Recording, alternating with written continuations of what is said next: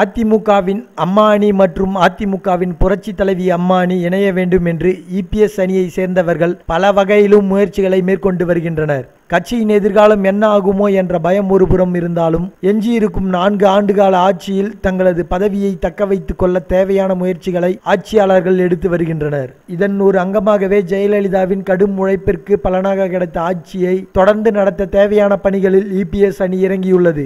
சென்னையில் இது குறித்து செய்தியாளர்களிடம் பேசிய திருவாடனை தொகுதி எம்எல்ஏவும் நடிகருமான கருணாஸ், அம்மா ஜெயலலிதாவின் உழைப்பால் அதிமுக அரசு ஆட்சி கட்டிலில் அமர்ந்துள்ளதாக தெரிவித்தார். அதிமுக ஆட்சியில் நிலைத்திருக்க வேண்டும் என்று எண்ணிய ஜெயலலிதாவின் எண்ணத்திற்கு எதிர்மறையான செயல்கள் தற்போது அரங்கேறி வருவதை அவருடைய ஆன்மா ஏற்றுக்கொள்ளாது என்று சென்டிமெண்டாக பேசினார் கருணாஸ். எனவே 2 அணிகளும் இணைந்து கருத்து வேறுபாடுகளை மறந்து ஜெயலலிதா அறிவித்த திட்டங்களையும் மக்கள் நலப்பணிகளையும் தொடர வேண்டும் என்றும் வேண்டுகோள் விடுத்தார். ஜெயலலிதாவால் கிடைத்த ஆட்சி இன்னும் 4 ஆண்டுகள் பூர்த்தியானால்தான் அவரின் ஆன்மா சாந்தி அடையும். ஒன்றுபட்டால் உண்டு வாழ்வு என்ற அடிப்படையில் நாம் அனைவரும் ஒற்றுமையாக நடந்து கொள்ள வேண்டும் என்று கருணாஸ் கூறினார்.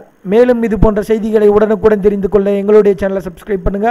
இந்த செய்தி பற்றின உங்களுடைய கருத்துக்களை மறக்காம கமெண்ட் பண்ணுங்க.